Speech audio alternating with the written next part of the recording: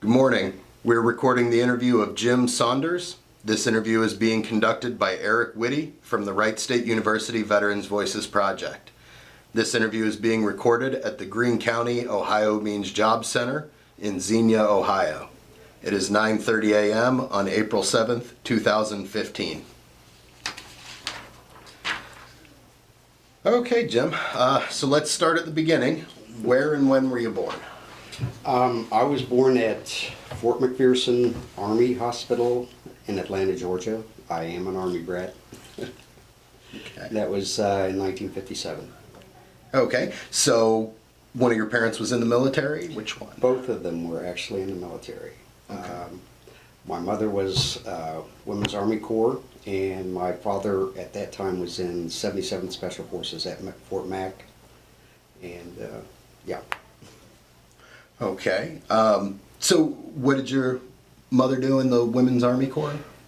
She was actually a clerk typist, but she was assigned to 3rd Army Headquarters, I think. Okay. And your dad was Special Operations? Yes. Had he fought in World War II? No, he was actually a Korean vet and then did a number of tours in Vietnam. Interesting. Okay. Any siblings? Yes, I have 5 brothers and sisters. Older, younger? 3 older sisters, 2 younger brothers. Okay. Did any of them end up serving in the military? Yes, indeed. Both my brothers. One of my brothers, I was actually a squad leader in Germany.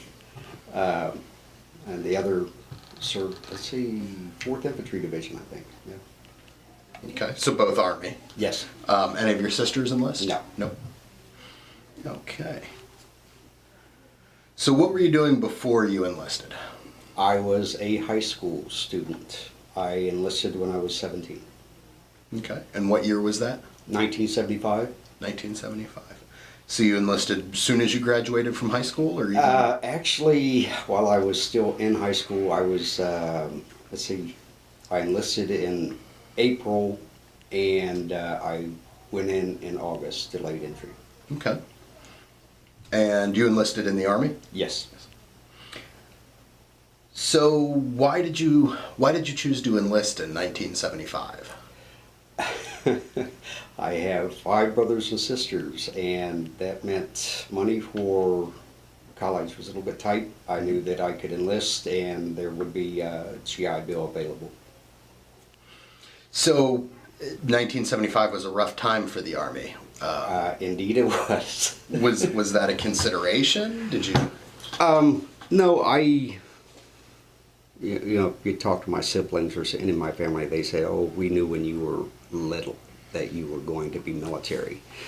Wasn't quite as apparent to me, but, you know, it was that, geez, I'm up to here with school, it's time to go out and see the world, see what's going on, and the Army was the opportunity for me. Yeah. Okay. I'm assuming both of your parents understood, having been in the Army themselves? Well, they separated when I was a teenager, so, but I was living with my mother at the time, and being 17, she had to sign the papers, but we had a long discussion about that, and she supported me on it. Okay. Was your father still in when you enlisted? Yes. All right. No, actually, he retired, I think, the year before I enlisted. Okay. So why did you pick the Army specifically? Oh, I wanted to be airborne, I wanted to be infantry, I wanted to be in Germany. Like I said, my father spent most of his time either in the 82nd or one of the Special Forces groups. So, of course, you know, I already had that orientation, and yeah, that was my desire for my initial enlistment. Okay. So I'm assuming you grew up around a lot of veterans, a lot of people who were still in the Army. Oh, yes. Yeah, there's, you know, uncles, family, friends, all that stuff, yeah. Did they push you in one direction or the other, or try to talk you out of it, or? No, you have to remember the 40s, 50s, and 60s were a draft age, and everybody was expected to go do your time. Some people liked it, made it a career. When I first stepped into it, my intention was to do my initial enlistment and then go to school. But I found out real quick that I enjoyed it, so yeah. Okay. Okay, so you enlisted, finished high school, and then where'd you get sent? I did basic training at Fort Jackson, North Carolina, and following that, I went to infantry school at Fort Polk, Louisiana. Yeah, Tigerland. And from there, off to Germany. Okay. Well, so leaving for boot camp, what was that like? High adventure. Okay, so you were excited about it. Oh yes, yes. Any apprehension at all, or? Didn't want to disappoint myself, didn't want to disappoint my family. I'm going to guess it's a yes, but you probably had a good feeling of what you were getting into. Oh yeah, yeah. Yeah. Okay. So in basic training, what were your instructors like? Hard, demanding. I had no problem with them. Did they know that you had kind of grown up in the Army? Did they give you a hard time about that? No, not really, because you know, they're focused on turning trainees over, and you know, they like basic was an 8 or 9 week window. Bam, bam, bam, get them through. Same way with infantry training. Although infantry training was a little bit better, just because you did spend more time with the drill sergeants, and they were, at least in the infantry school, much more interested in what kind of product was coming out. Mm-hmm. So yeah.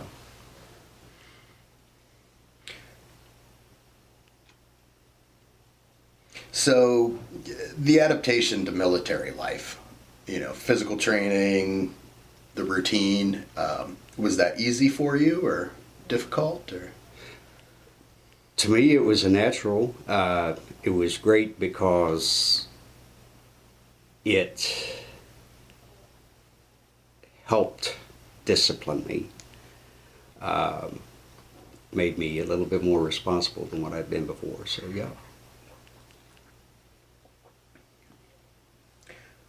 Okay, so after basic training, you went to Fort Polk, Louisiana. Fort Polk for Tigerland. What was that like? Hot, sweaty, lots of bugs, lots of creepy crawlies. But, you know, at the same time, it was, oh, all these wonderful toys, you know. So, yeah. Okay, so by the time you were there, it was pretty certain you weren't going to go to Vietnam, Oh, yeah. right? They actually, oh, God, about the time right after I enlisted, I think, was the evacuation of Saigon. So, you know, that was pretty much over and done, yeah.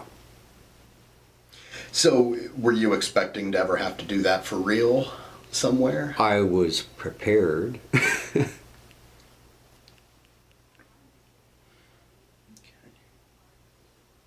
Okay, so where'd you go after Fort Polk? I was assigned to 8th Infantry Division, 2nd Battalion, 87th Infantry. That was in Mainz, Germany. It was a mechanized infantry unit.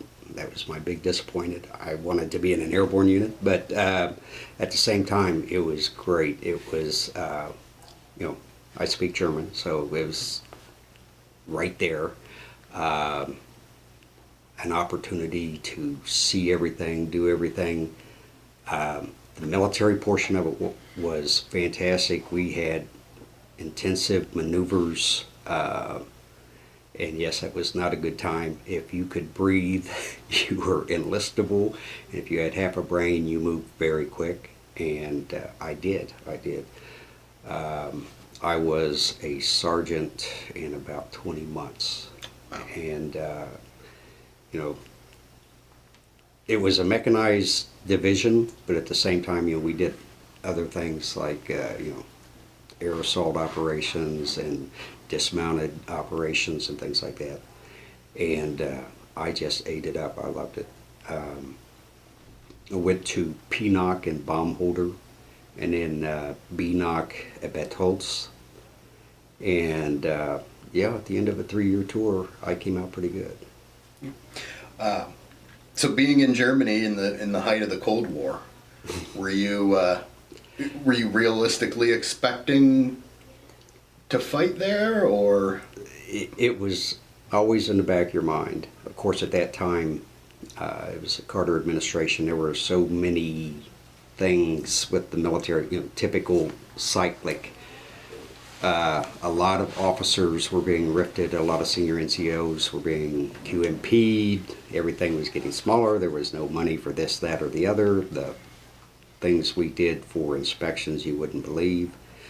Like, you know, a lot of it seemed to be a paper check where, you know, I have 100% of all my equipment. Well, bullshit, because you went over there and you borrowed 2 radios from the next company, so when the inspectors came through, yeah, all your stuff was there.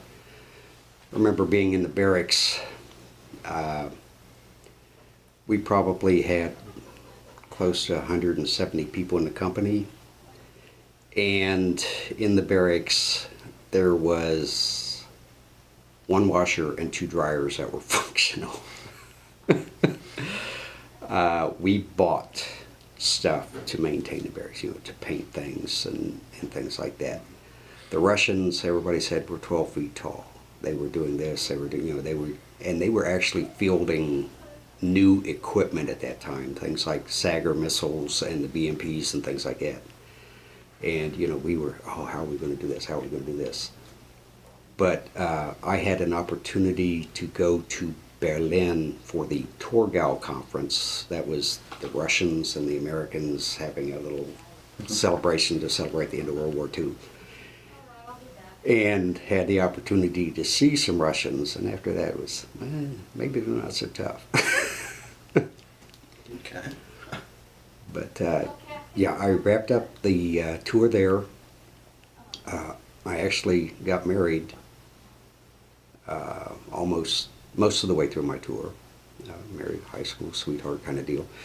And was stationed at Fort Hood, Texas. And that was interesting as well.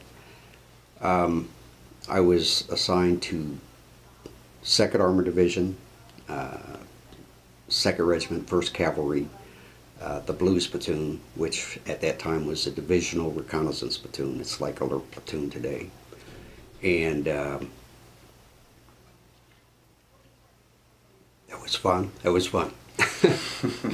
Wasn't crazy about Texas, but the job was exciting. And I got to go to air assault school while I was there. I was captain of the divisional rifle team there, and we took 1st place at Hood. And that combat rifle team is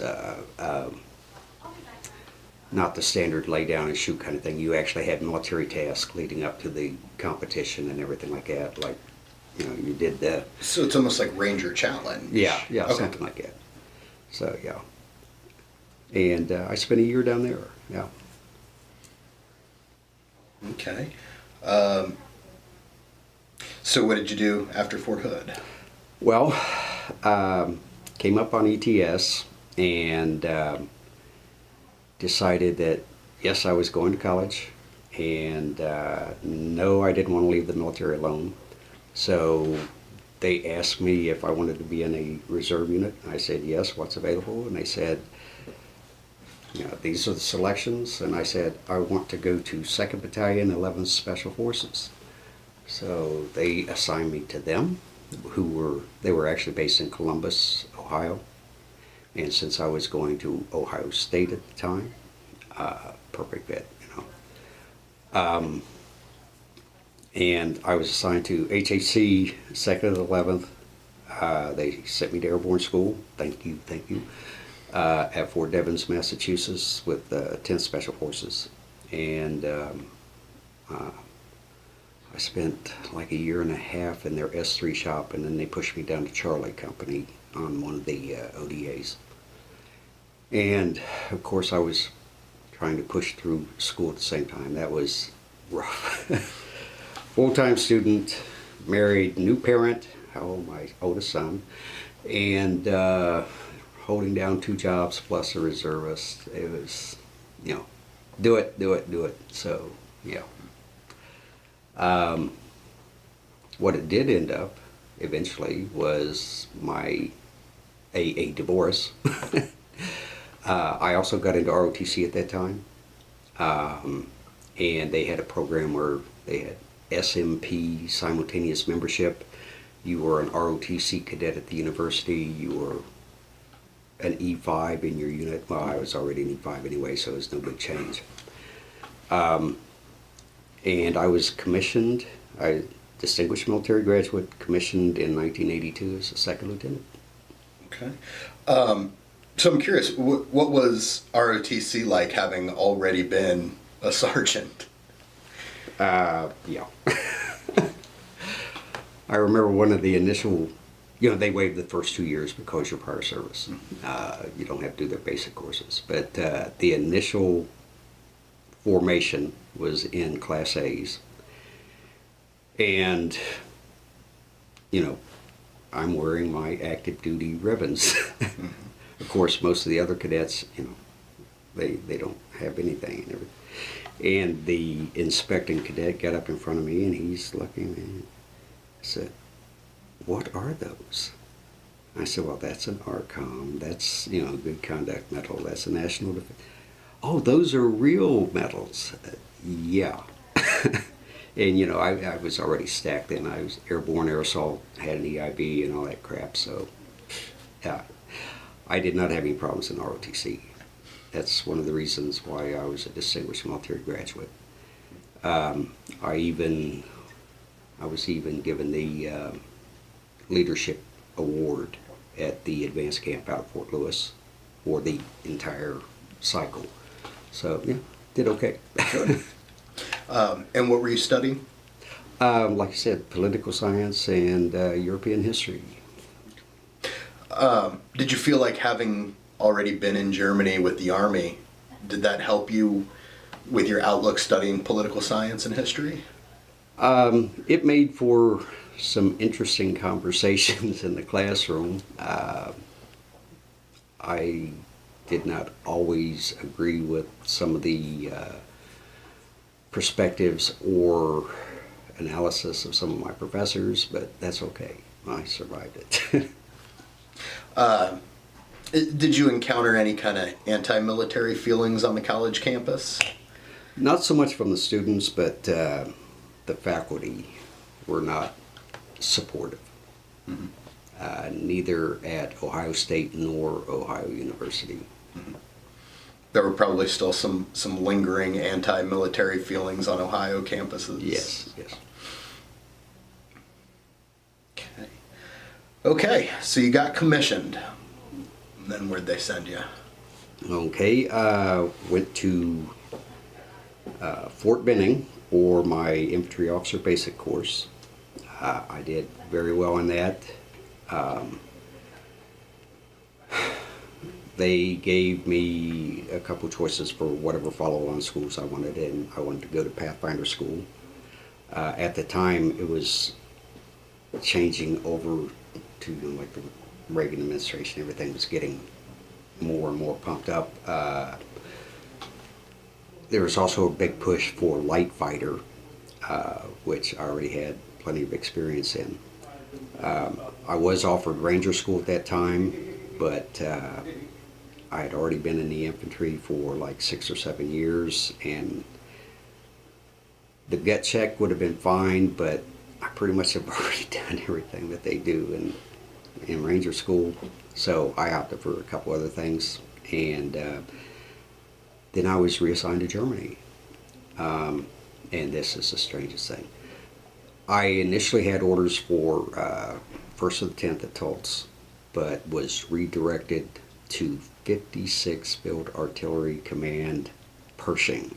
You say, what the hell is an infantry officer doing in an FA missile regiment. You know, it was actually an excellent assignment. Didn't realize it at the time when I first got, you know, a diversion in orders. I was really upset.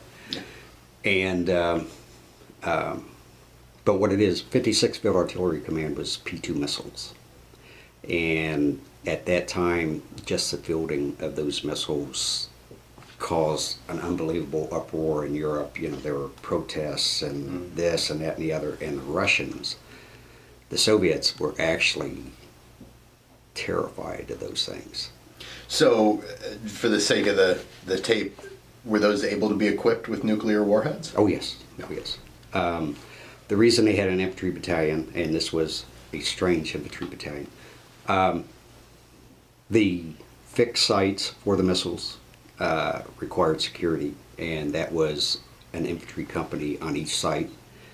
At their field locations, they needed constant security, and that was the infantry as well. It was so strange because each rifle company had a scout platoon. Normally there's only a scout platoon at battalion headquarters. Mm-hmm. At battalion headquarters they had a security platoon, which was an immediate reaction force for the entire command. If there's somebody messing with any nuclear missile anywhere, those people were responsible for taking care of that. Mm-hmm. And we actually had live ammunition all the time. We, you know, rotated 2 weeks on security at a fixed site, and then, you know, 2 weeks off. Whenever the missiles went to the field, we were with them, and all this other stuff. And I was initially a rifle platoon leader, and then I had the security platoon, which was, you know, a real feather. And we had an aviation company in direct support, so we had Hueys to fly us anywhere, anytime. It was great. And later from that, I was assigned to the battalion staff as the Battalion S3 Air Assistant Operations Officer.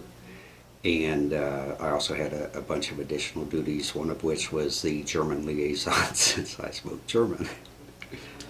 But that was a really good assignment because, you know, we not only did we have a real world everyday mission, mm-hmm. we had a lot of opportunities to do some other fine training, especially with the Germans. I got to go to the German Airborne School. I did the German Mountain School. Did a bunch of the other things like the Leistungsabzeichen and the Schützenschnur and all that stuff. So yeah, it was an exciting tour. And that's where I met my second wife, and we got married. Okay. So before being assigned to that unit, did you have to get any kind of special training, special security clearance? Oh yeah. We, I already had a security clearance, but it got upgraded to another level. While I was there, we did the, I'm trying to think what it was called, the NATO nuclear site security course up in Holland.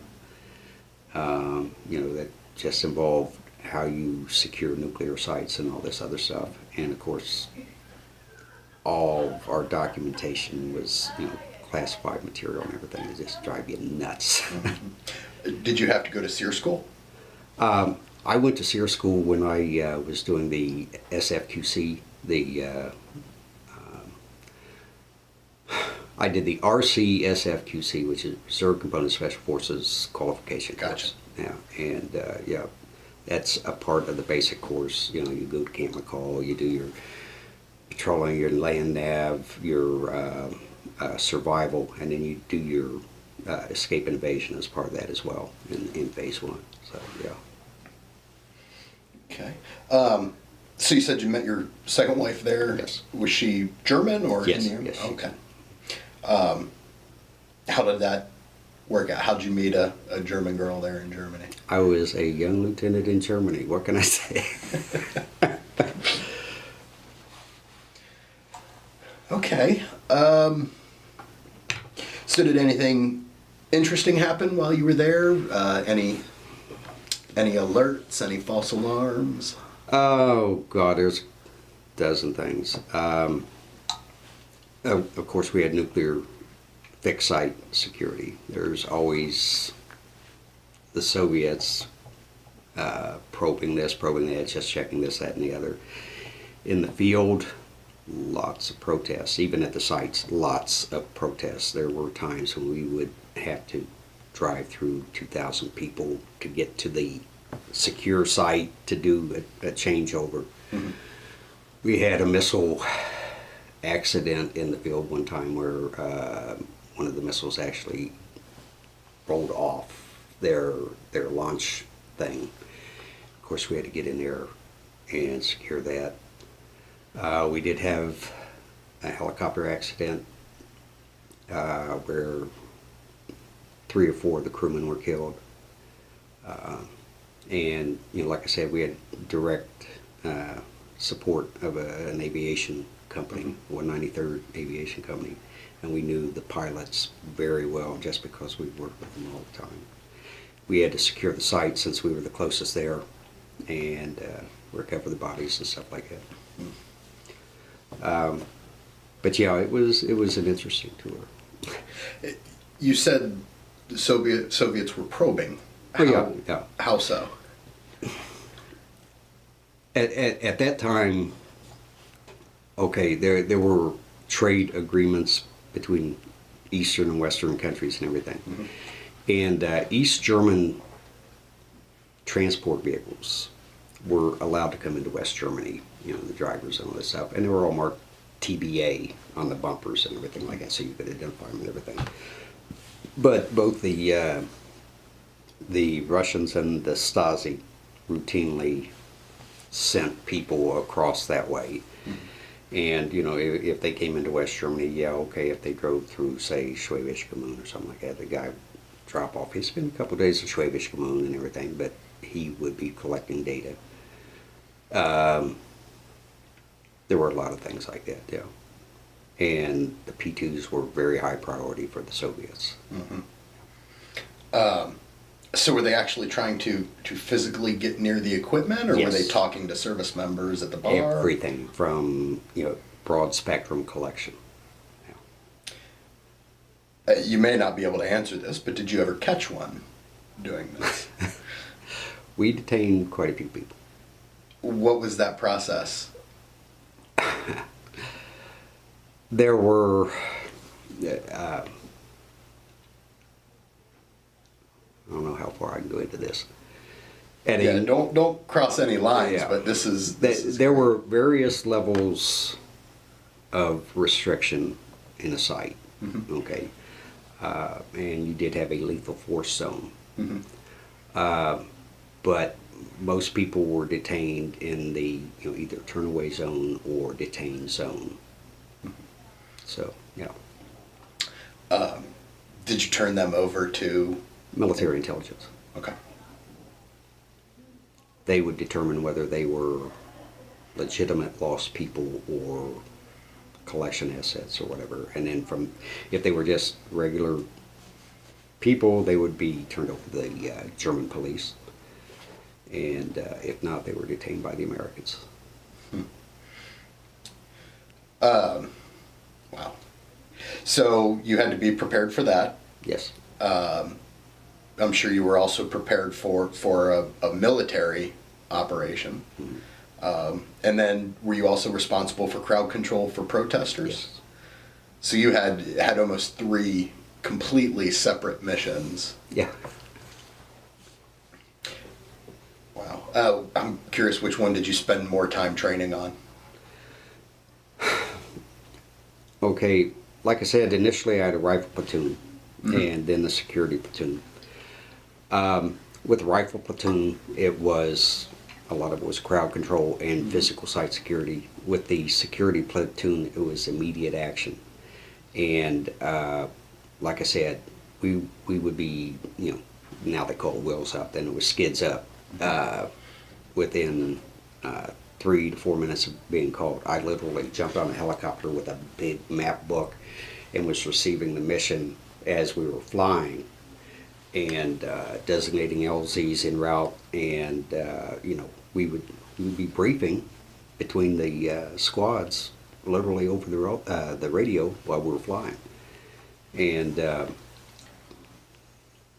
was an exciting time. Mm-hmm. So what years were you doing this? Oh, let me think. 83 to 88, 84 to 88, something like that. So you were in Germany in '88. Yeah. What was the atmosphere like where you were? I'm not sure what you're asking. You mean the Germans' opinion of us? The Germans' opinion of us and the Germans' ideas about reunification. Okay.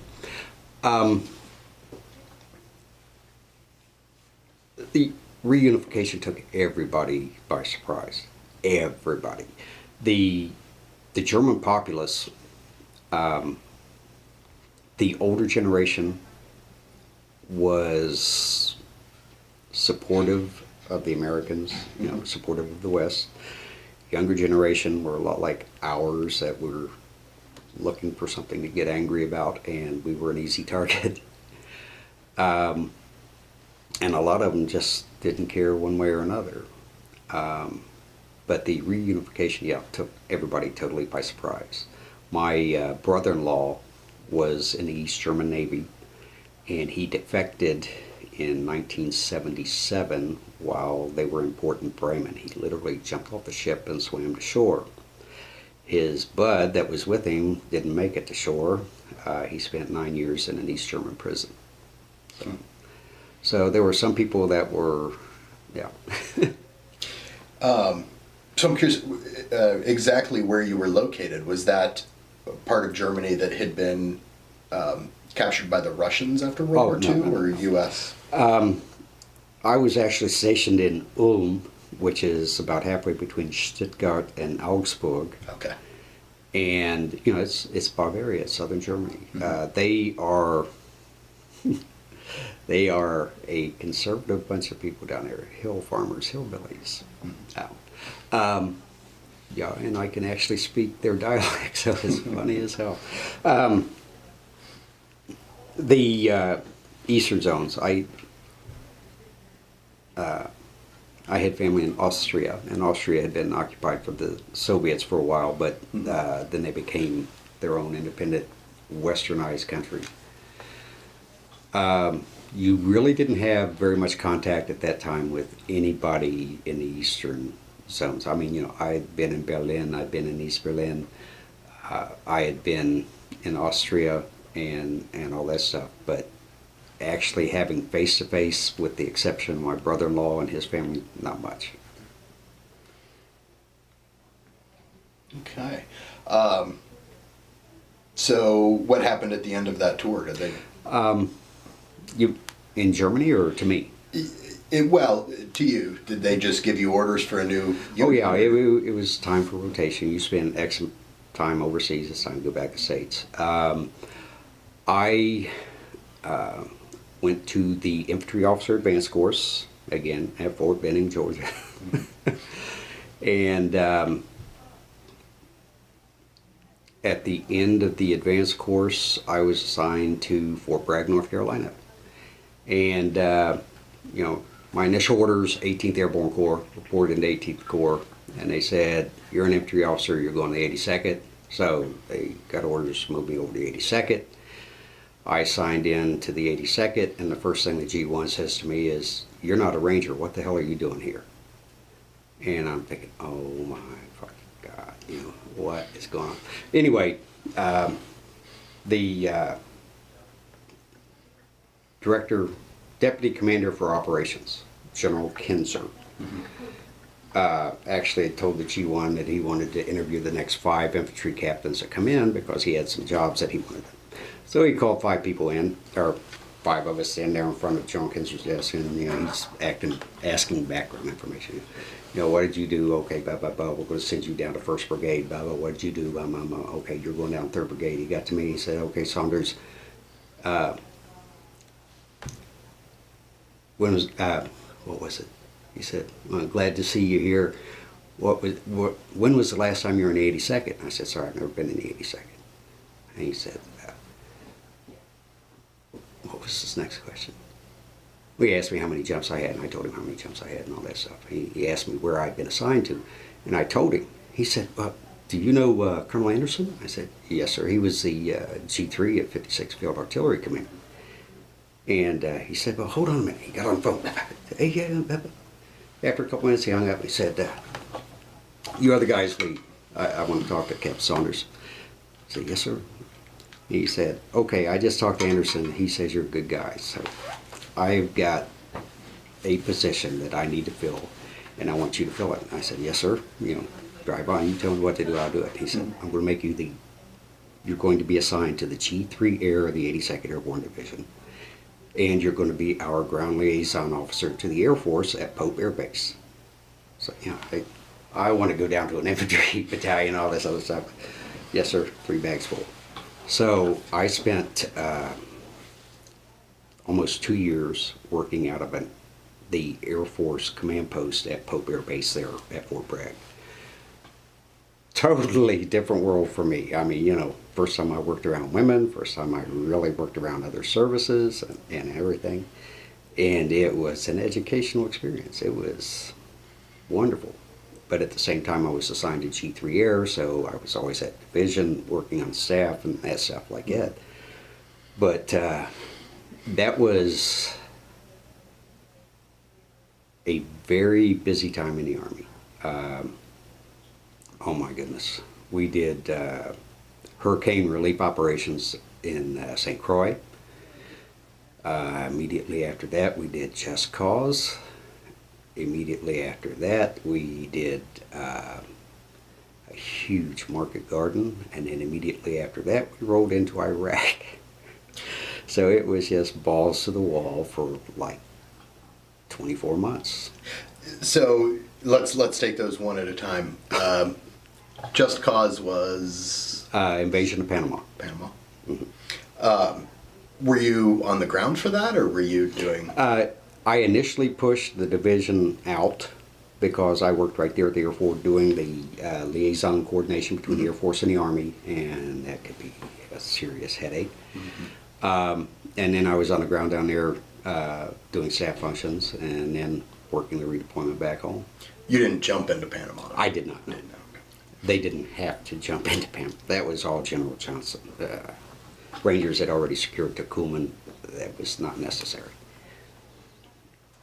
Oh well. But it had been a long time since anybody got to do a live jump. Yes. Okay, so Panama, and then... Oh God, I tell you what, I remember Desert Storm. Before we get to leave Panama, my wife and I were leaving for Germany to go visit her parents. She was pregnant with my second son. Mm-hmm. And I actually got a phone call down in Atlanta, you know, paging Captain Saunders. Okay, went over, picked up the phone. It was my boss. Get your ass back to Bragg now. I said, I'm going on leave, man. Leave's canceled. Get back. Yep, got back up. That's what we're doing in Panama. So even you, as high up as you were connected, didn't know that anything was coming? We had been pushing stuff into Panama, you know, like Sheridan tanks and this and that. We knew it was cooking, but the date and time we didn't get, you know, until it came down from higher. And that same General Kinzer, who was our deputy commander for operations, got pulled out of the 82nd and put up as the director of operations for JTF Panama down there. I'm trying to remember. Thurman. Was it Thurman was the commander down there? But he pulled Kinzer out and put him in charge of everything down there. It was interesting. So I'm just curious. It seems exceptional to me that you got leave to go overseas approved. I know. With that imminent.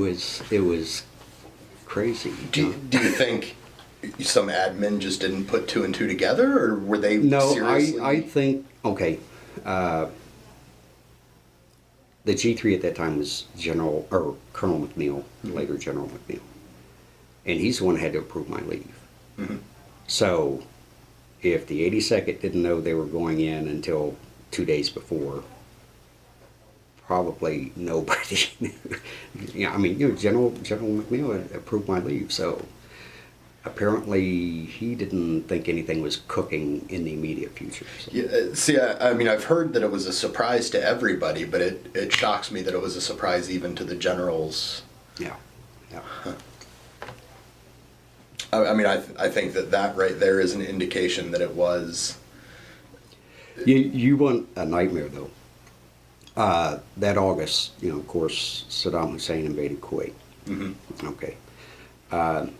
And, everybody think, oh, yeah, we're going to put the Army out there first. Well, not really. The Air Force is actually getting there before we do. Mm-hmm. Okay. But the first U.S. troops were, of course, the DRB-1 from the 82nd Airborne. And day 3, you know what JOPES is? Doesn't ring a bell. Okay, it is a massive computer system that the military uses, Joint Operations Phase Deployment System, whatever, okay? It is a huge computer program that you can cut and paste different units to build new units and put them into a sequence for deployment or redeployment. Mm-hmm. It crashed day 4 or day 5 of the deployment. For the next 3 weeks, everything was stubby pencil.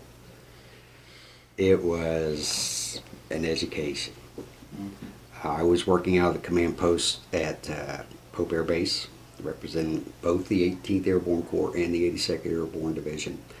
And I was literally getting phone calls from the Pentagon at 1 o'clock every morning. Tell me, how many airplanes did you send out? What was on every airplane? How many people? What was the equipment? That kind of shit. Wow. And I would be on a secure phone for 2 or 3 hours, passing this information to people in the Pentagon, people at various levels of the chain of command. They finally got JOPES back up and running. It smoothed out a little bit after that. I was amazed at the amount of personnel and equipment that we sent via commercial carrier. Mm-hmm.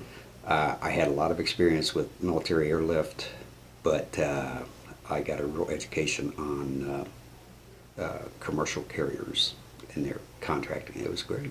Mm-hmm. And then I deployed over there, January, and spent some time in Iraq, and then they pushed me back down to Dhahran after the ceasefire was signed to start prepping the movement back. Did you see any combat? Everybody saw something. The Iraqis were surrendering in droves. There were a few points here and there that were not good. We actually had French dragoons out in front of us, the 82nd. When they took down the Salman airfield, they ran into some resistance there, and we policed up whatever was left. No big deal or anything like that. We were up by Basra after the ceasefire.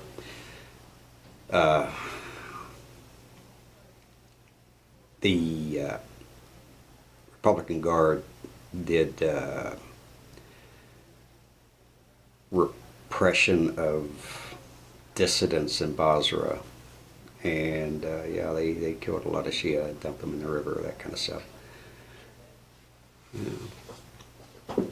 But that was an interesting operation. And when I came back from that, ended up as a company commander in an infantry battalion. Oh my God, I spent forever as a company commander there. Normally you get like 11 to 13 months in command. I commanded an infantry company, and then I commanded a headquarters company, and I spent almost 3 years in command, which is like, my head's exploding. You don't get that stuff. And remember I said when I reported into the 82nd, you're not a Ranger, what are you doing here? Mm-hmm.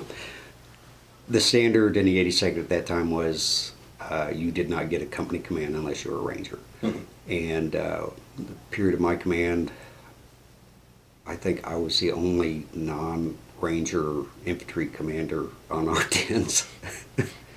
So that was a good thing. Yeah. And I'm trying to think. Did that all the way up until 1993. Okay. So prior to that, you had done, the security with the artillery. You had been with some pretty elite troops. Yeah. And then going down to being a company commander on an infantry company. Airborne Infantry Company. That was like the icing on the cake. Okay. Everybody wants the 82nd. Everybody wants to command in the 82nd. It's just, And in addition to that, okay, the hierarchy of whoa-ness, we used to call it. If you didn't have a command and you had to do a staff position, you wanted to be in operations. Mm-hmm. If you were in operations, you wanted to be air because that was sexy or something. Mm-hmm. And I nailed it all the way through. When I was at battalion level, I was battalion S3 Air. That's how I ended up in the ground liaison position in the 82nd, being assigned to the G3 Air. And, had a lot of high visibility there, so I got an infantry company when a lot of other people wouldn't have. If I'd have been in another position, probably wouldn't have gotten it. Mm-hmm. My follow-on assignment from there was Panama, and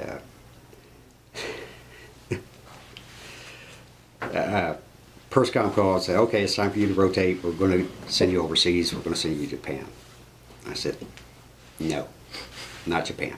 What other choices do I have? Okay, we can send you to Panama. I said, sign me up. And I asked what I was going to be doing there. I said, oh, well, too bad this is like, third or fourth down the list here, so you're going branch unassigned. I'm thinking, oh my God, unaccompanied tour to Panama. I'll probably be sitting in some warehouse counting beans and stuff. Doing the in processing. And this colonel comes in and he says, I'm looking for Captain Saunders. Yes, sir. He says, what the hell are you doing here? We need you down at the office. I said, sir, what am I doing? He said, didn't they tell you? No, sir. You're the J3 Air for JTF Panama USARSO. Whoa, yes. And, it's something that I knew and something I was practiced with and something they were in need of. And I stepped right into the United States Army South J3 Air position and ran with it, and they were impressed. So, it's all right. So how long did you do that? 2 years. Another 2 years? Yeah. So that takes us to 95? Yeah. Okay. Where next? That was the Clinton administration, the drawdown. We went from 19 divisions to 10 divisions in the Army. And I was looking at the future and I was saying, boy, things are getting really, really tight. My wife hadn't seen me very much for like 3 years, 4 years. Kids are growing. I'm saying, okay, maybe it's time for me to go ahead and get out. So I did. And, but at the same time, I didn't want to just let go of everything. So I said, yeah, I will go in the reserves. And I did. Got off of active duty, resigned my regular Army commission, accepted reserve commission, and moved back here to Ohio and started looking for a job. And I actually got picked up by Airborne Express in Chicago, Illinois. But my family was still down here in Ohio. Chicago is not the friendliest town in the world, so we decided. But anyway, I went in the reserves. Initially, I was assigned to 83rd ARCOM as an operations / mobilization officer in their G3.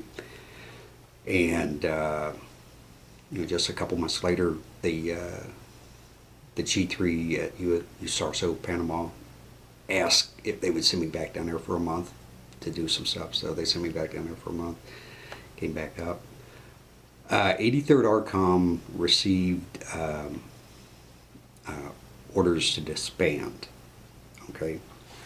And they were to be replaced by what they called a garrison support unit. Mm-hmm. Okay, 5026 garrison support. And of the like 300 people in the headquarters there, maybe 90 of them were transferred over to that GSU. I was one of them. So I actually ran their MOB for about a year. And then they made me the commandant of the 5026. And so I got another command. And about a year and a half later, they disbanded that one as well. And so, you know, it's like running around trying to get all these people jobs and all that other stuff. But one of the guys I'd been in the Special Forces with many years before, Sergeant Major Jesse Boyd, called me up out of the blue. He said, hey, we got a reserve PSYOP unit that needs a commander. It's a major position. I just got promoted to major. Mm-hmm. And they're airborne. And so you really ought to drop your hat in the ring. I said, yeah, okay, I'll do that. So I did. I was interviewed by the battalion commander, and they plugged me in as commander of the 346 PSYOP company, airborne. And, you know, I was a reservist. I was doing a regular job, all this other stuff. Great unit, really, really good unit.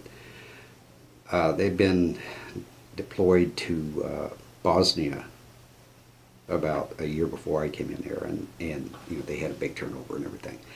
I rebuilt the unit, set them up. I actually commanded that unit for almost 3 years.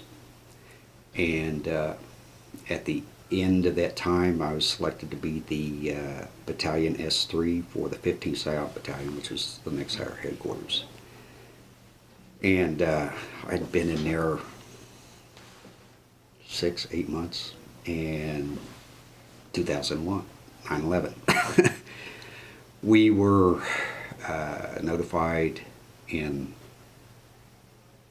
the end of October that we'd be mobilized effective 1 January. So I had just, you know, I was the S3. That was my job. Mm-hmm. Get them up, get them ready to go.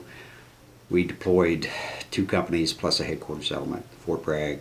We were attached to 8th PSYOP, and our companies immediately went downrange to support operations in Afghanistan.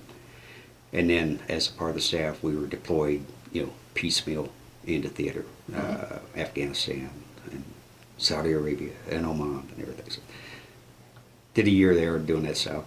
They demobbed us, sent us back up. I was still the S3 at 15th PSYOP. And about a year later,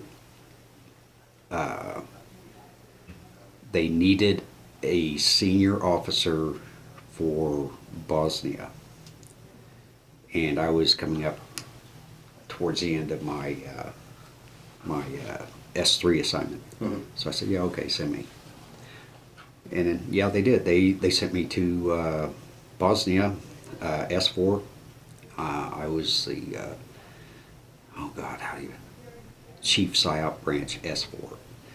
And that meant that all the psychological teams in Bosnia Herzegovina reported to me. You had the Brits and the Dutch up north, you had the French and the Germans down south, and then you had the Americans up in the northeast, and then I ran the PSYOP branch there in Sarajevo. And that was a fun assignment. It was good. And yes. What kind of missions were your units doing? Oh, good Lord. PSYOP is a strange animal in that the approval for anything you do is at such a high level it makes your head hurt. You know, you can't do anything without a very elaborate approval process. The programs and themes are approved at NATO. They get pushed down to S4, you know, Stabilization Forces. The commanding general there could approve products. He couldn't approve themes. He couldn't approve programs. He could approve products. So we had to lash all that together and make it all work. One of the big successes in Bosnia was the demining program. Mm-hmm. PSYOP branch actually did comic books, films, things like that for little kids. Hey, don't step on the mines, don't play with them, blah, blah, blah. That was one of about 8 or 9 programs we ran. And there were some other operations having to do with war criminals, and at the other extreme, there were Islamist extremists in Travnik and Yablanicha area that we worked with as well, but I don't even know what the current standard on classification of that stuff is now, so I'll leave that alone. And yeah, for me, loved it, enjoyed it. I figured that would be my hoorah. You know, I was already coming up on pretty close to mandatory retirement and all that stuff. So I came back and did my retirement paperwork. Got that turned in, actually retired from the military. And about 6 months later, I get a phone call, hey, would you like to volunteer? I said, pardon me? So yeah, we need MITs, you know, military transition teams. Mm-hmm. We shook the tree, we're not getting enough people, so we're calling you old guys. So I said, yeah, sure, why not? I was brought back on active duty, went to Fort Hood, did the military transition team training there with a couple other retirees, and we went to Iraq. And I was assigned to 9th Iraqi Infantry Division as a battalion MIT commander, and I spent a year with the Iraqis in 2006. By that time, my oldest son had enlisted. He was with the 172nd Separate Infantry Brigade out of Alaska. Mm-hmm. They had gone into Mosul. They'd been there a year. Let's see, wait a minute. I got there in January. He'd already been there 7 months. They were scheduled to rotate out that summer, and they extended them, sent them down to Baghdad. I've been doing combat operations with the Iraqis up in Diyala province around Mashhad, and they literally took our brigade, pulled them down to Baghdad to support the American surge operations down there. And my battalion was actually supporting my son's battalion. Wow. So how aware of that were you? Did you know exactly where your son was? Or? Oh yeah, I could actually go down an alley and watch them clear a house while we were doing the same thing on the next street over. Now that's why my hair is white. MIT teams, you know anything about those? I've had a little bit of experience with them, but okay, basically, you should probably explain it for the... Basically, they're a 10-man team. Okay, they tried to pattern them after Special Forces, ODAs, and their function was foreign internal defense, which is one of the SF missions and everything. But of course, nothing ever turns out. They're not ODAs. They're pretty good teams, pretty good, you know, they work well.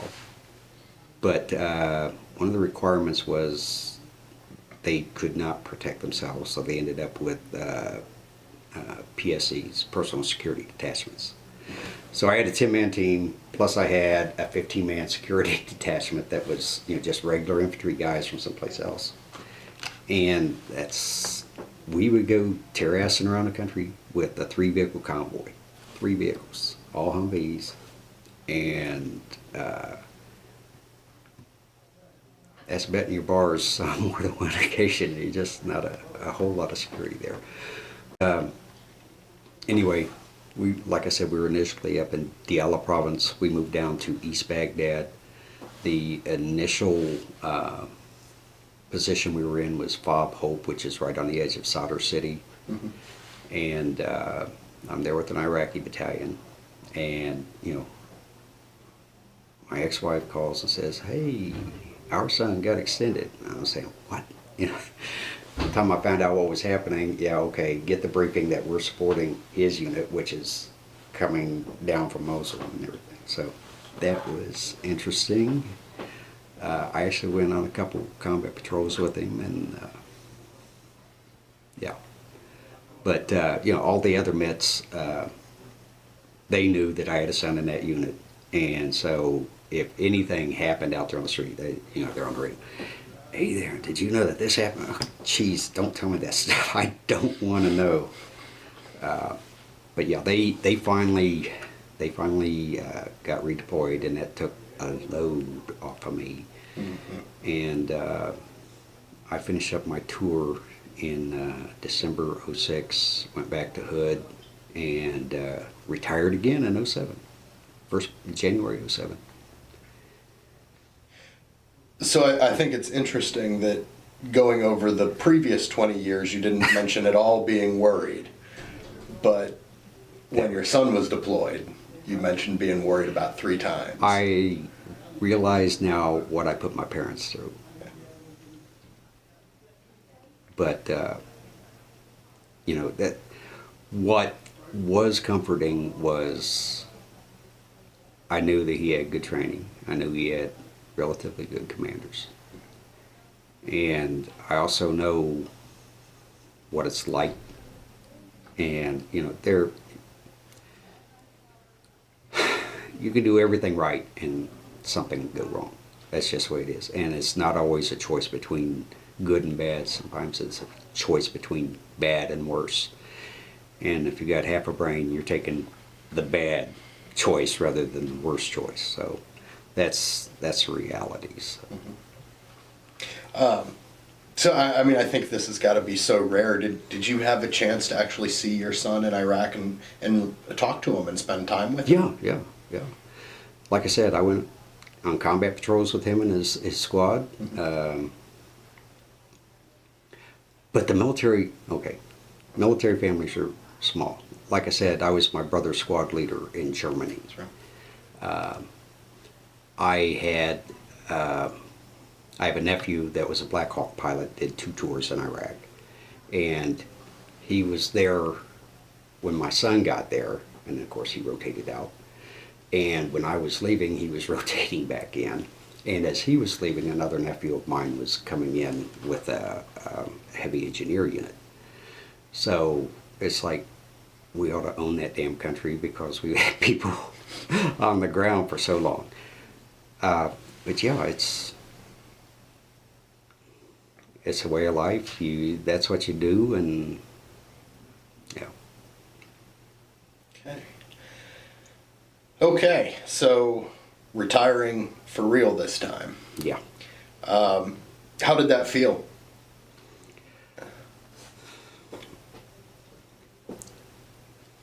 An unbelievable loss for me. I actually had to go into the veterans programs for treatment for traumatic brain injury and PTSD and a couple other things that just accumulated over the years in the military. Not a good time. I actually got divorced, but me and my wife got back together. We're remarried now. So, but as you can see, that was a hard time. Mm-hmm. It was a hard time. Prior to that, all the deployments I did, whether El Sal or Panama or Desert Storm or wherever, when you came back, you were around other people just like you. You go down the club, you slam some beers, tell war stories and everything. A couple months later, you're back close to normal. Mm-hmm. This was a total separation from the military into civilian life. There were very few support functions out there, very few. And that, for me, was very difficult, very, very difficult. And, I'll tell you right now, the hyper-awareness, I miss that so much. I miss that so much. I mean, you can literally taste the air. You're aware of everything. And it's almost like a drug. So you went through some programs at the VA? Yes. So how long did it take you to start looking for a job when you got out? Well, when I got out, for 6 months I didn't do anything, nothing. Then I said, well, maybe I ought to start back to school. So I started back to school, just piddling around, trying to decide what I wanted to do. And I got pushed into the VA programs. I spent about 9 months in rehabilitation. And they said, we're going to recommend you for the Chapter 31 program. And so they paid for my graduate degree. And, I did 2 years graduate program. Did well. And when I graduated, I put my resume out there on the street, and about 5 or 6 months later, I got picked up for this position. Okay. So your graduate program, where did you do that? Northern Kentucky University. Northern Kentucky. And that is in? Public Administration. Public Administration. Masters of Public Administration. So what was that environment like for you, coming out of the military, going back to a college campus? Clearly not a traditional student. Well, some classes, I'll admit, I had never done things like human resources. That was one of the things. My emphasis was on Homeland Security and emergency management, but it covered a whole bunch of things. I'd never been exposed, well, yes I had. I'd been exposed to data analysis and research methods, I just didn't realize it. And so that was a formal verification and stuff. But my initial class on Homeland Security, I almost taught the class. The instructor was not that familiar with the information, and I had a lot of experience and stuff like that. So yeah, there was a lot in the class that was my contribution. So what was that relationship with the professor like? She was actually happy to have somebody in class that knew that much about it. So that was not bad. Some of my other professors, a couple of them were very, very supportive. The one for budgeting, he was a veteran. And he really understood and appreciated veterans, and we were his favorite students.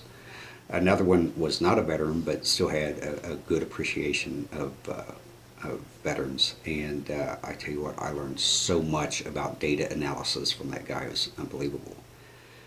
Then I had another professor in administrative law. Did not like us at all. Not at all. So what do you think the problem was? Was it anti-military or? Worldview.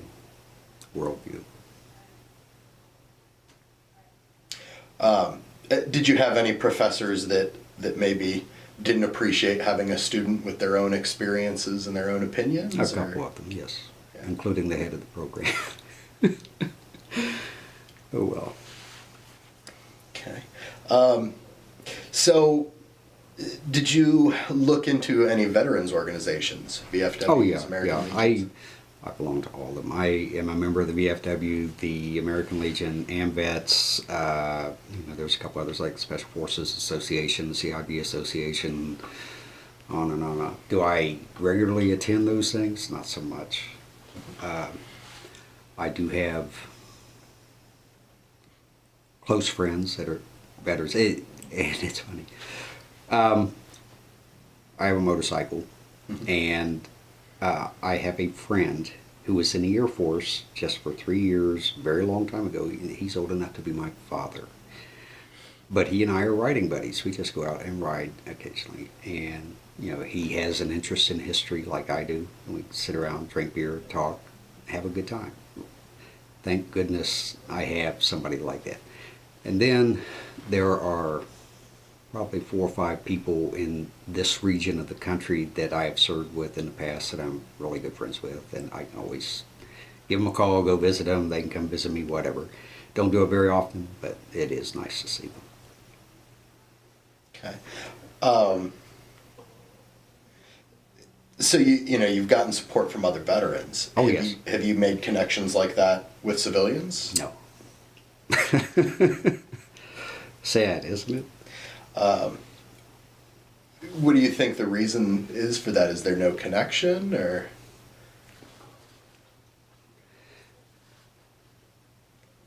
Veterans with combat experience probably scare people a little bit. We're going to say things that are going to make them uncomfortable. I've got two sons. One of them, I was in Iraq. He was an infantryman. He's got a CIB. I got a CIB. We can talk. We can sit down. Blah, blah.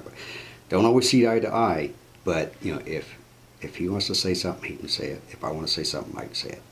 My younger son is not a veteran. Love him to death. I do. But there's a lot of things that we can't quite connect on. Mm-hmm. I don't know. Okay. All right. Let's try to summarize all of this. Well, I tell you what. Very briefly, will you talk about your job now? What do you do? I am a Disabled Veterans Outreach Program Specialist for the state of Ohio. I work in the office of, oh God, I gotta think of this, OWD, Office of Workforce Development. Okay.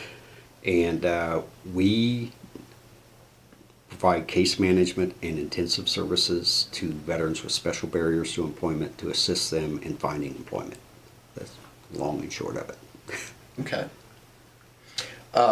Is it a mandatory qualification for the job to be a veteran yourself? Yes, you have to be a disabled veteran for this position. Okay. Your clients, do they appreciate that? Yes. It's easier for them to talk to somebody like me than, say, just a normal state worker or county worker or anything like that. And once they're comfortable with me, they will say the damnedest things, about, okay.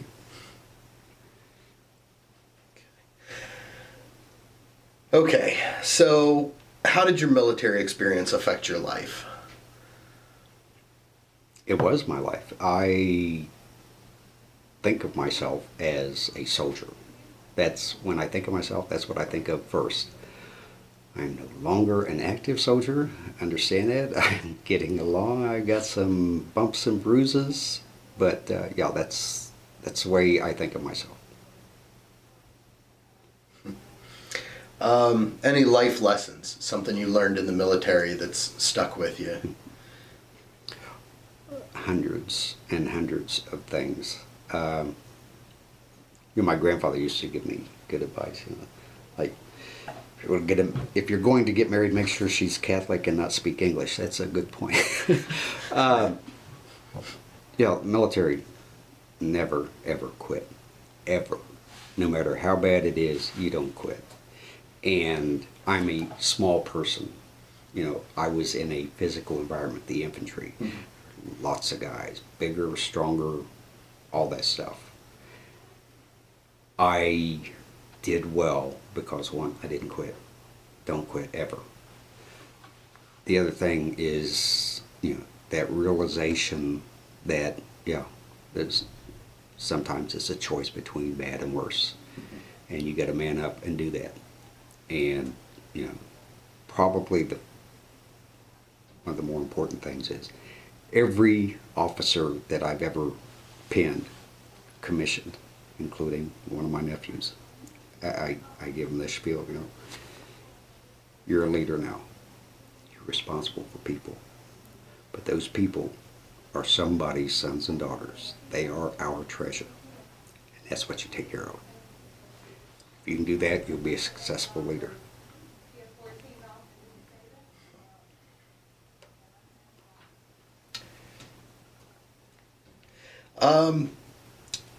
So, what are your feelings about the military in general? I'm concerned.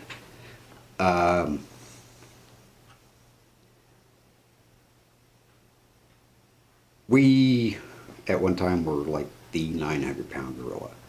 I mean, period. There was American forces that could go anywhere, do anything. I've seen 3 cycles of downsizing.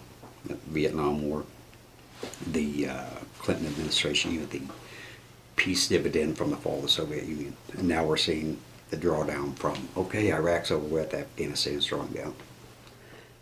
Every time that they have done that, they say, okay, we're going to save all this money.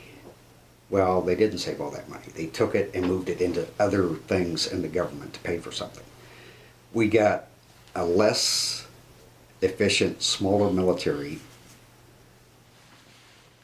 but that money is still coming out of your pocket. Like I said, after the Cold War, went from 19 divisions to 10 divisions.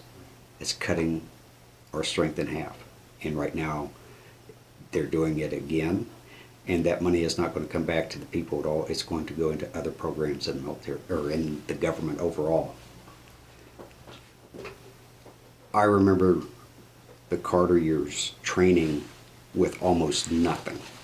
You know, it was practically, you know, wooden sticks going bang bang. It wasn't that bad, but it was bad. I saw a wonderful, effective, very motivated military during the Reagan administration, and after that, I mean, they were awesome. People were trained, they were motivated, they were good leadership there, good leadership. And I see a lot of that being flittered away now. I'm sure it would come back with the proper amount of pressure, but I don't know how that's going to be. I do know that we got the best trained, best motivated military in the world, bar none. Bar none. But, you know, you can stretch them and stretch them and stretch them. That's it.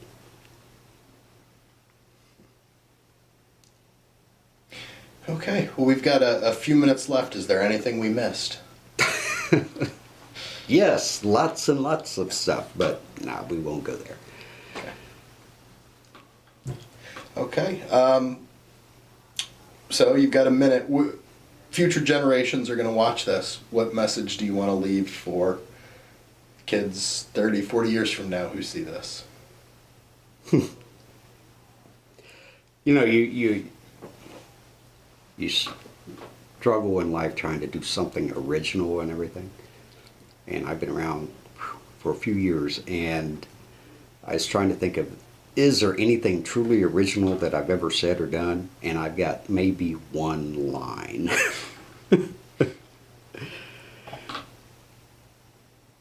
You do what's right, because that's what makes us men. You do the needful thing, so our sons will have the courage to be men. And if I had one original thing in my life, that's it.